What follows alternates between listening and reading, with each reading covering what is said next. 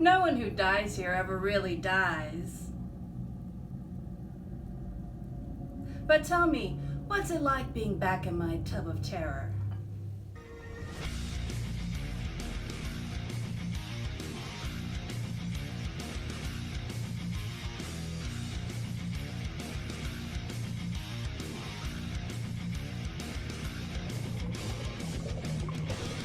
Hey creeps, my name is Scarah and welcome to my tub of terror.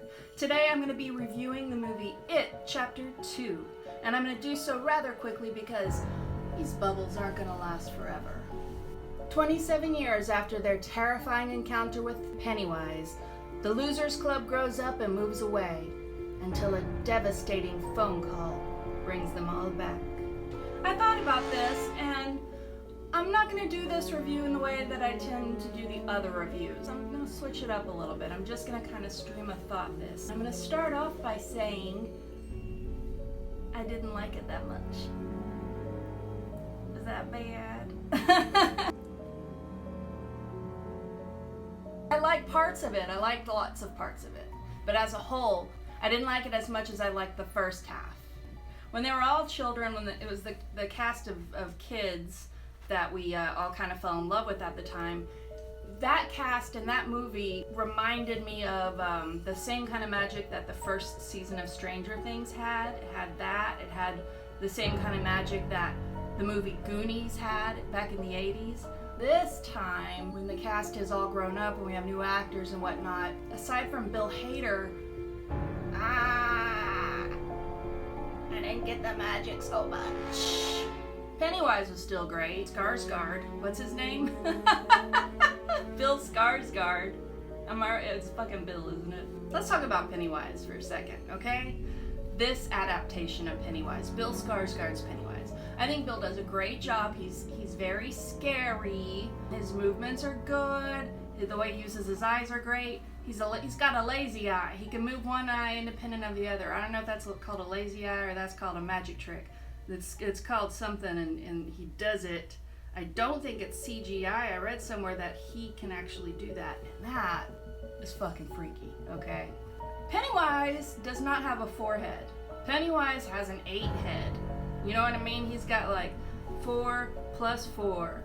It's a giant. He looks like he maybe had a hydrocephaly as a child. You know what I mean? The water-headed. That's what Pennywise looks like. He looks like a water-headed baby done growed up. And all the teeth.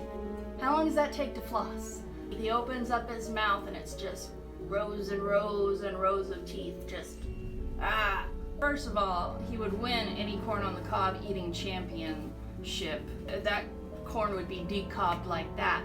But secondly, all the little kernels and the skin of the corn would be stuck out. It would be a mess. Pennywise likes to eat children, and all I can think of are the bits of children that are stuck in the several rows of his denture.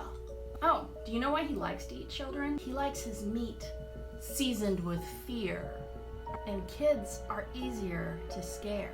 What's scarier to children than an evil clown? Another scene that I found really disturbing was the funhouse scene. Bill is trying to save a little boy from being devoured by the evil Pennywise.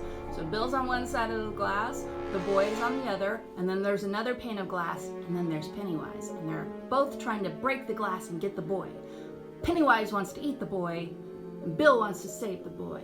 And it's a fight. Pennywise uses that gigantic hydrocephalus waterhead. It's not a fair fight. His head is so huge, it's like he came in like a wrecking ball. And he's just bam, bam, bam, smashing that head against the glass, trying to break it. Bill is over there on the other side, just banging with his fists as best as he can. Just Pennywise, bam, bam, bam, with his giganto head. It's like an orange on a toothpick. It's got its own solar system. You can guess who wins that scene. But I did find that scene to be terrifying. Little Georgie makes another appearance in this movie. You remember in It Chapter 1, and all of the previews, they would cut to little Georgie saying, "You'll float too, you'll float too, you'll float too, you'll float too," all crazy, you know, and it got all weird. guess they thought, you know what, let's try to capture that magic in a bottle a second time. And they had him sing the line, "You lied and I died. You lied and I died. You lied and I died." And it's like, all right, we get it, Georgie. You're fucking dead. I mean, what can we do? Boy, dead kids. I can't say that. I can't do that. Bill Hader was probably my favorite part of this movie. He was just amazing. And I bet he ad-libbed a great portion of his lines. One of the best things he said was actually a nod to Silence of the Lambs. He referred to Eddie's mom as a great big fat person. If you know your horror, you know that comes from Silence of the Lambs. You know it, dude. Another thing I liked about the movie was completely subjective, but it reminded me of other movies from the same era. The book was released in 1984, I believe. And the movie reminded me of certain movies from that time. The cave scene in It Chapter 2 reminded me of the cave scene from The Goonies. The deadlights, don't look at the deadlights. Don't look at the light, Carolyn. And it was very poltergeist with the light is actually darkness. Pennywise being able to take the form of his victim's greatest fear is very Freddy Krueger.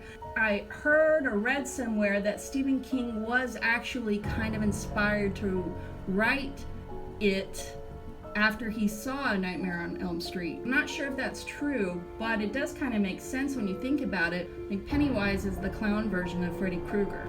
At the end of It Chapter 2, they give a nod to A Nightmare on Elm Street. You see A Nightmare on Elm Street on the marquee of the movie theater at the very end of the movie. Did you know in the book that the Losers Club partake in a bit of a gangbang? I'm sorry, I don't know how else to put it. Lil Beverly has sex with every dude in the Losers Club. It's in the book. You can read about it.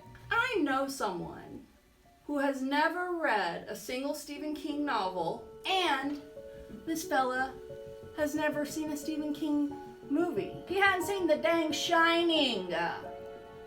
What the fuck? Anyway, back to the gangbang. It happens in the book. They don't cover it in this adaptation, and they didn't cover it in the miniseries either because, frankly, it's weird. Observations from the theater. Not one person screamed the entire time. There was not one scream from the audience in that whole movie. There was a lot of laughs. A whole bunch of laughs, especially at most of the things Bill Hader said.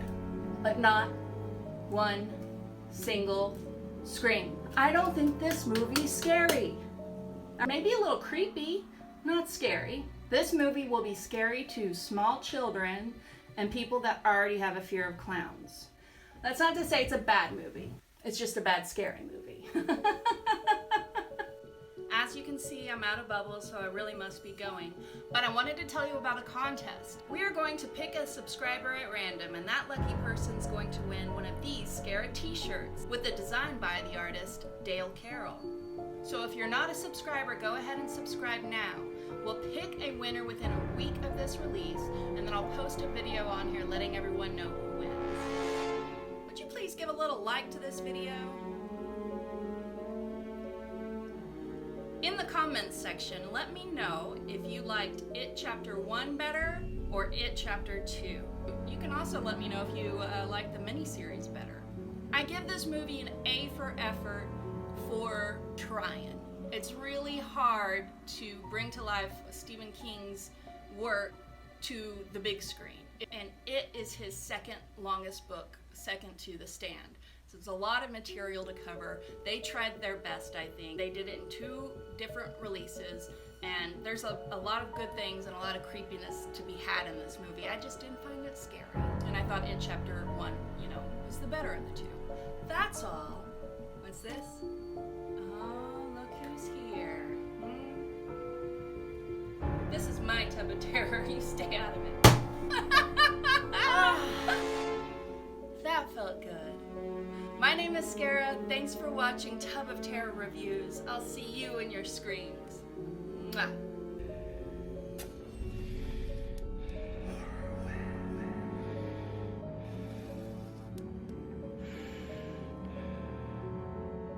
Oh, and one of the characters yells, "Yippee-ki-yay, motherfucker!" And before he can get out the fucker part, cuts, but Die Hard. Another shout out to an 80s movie.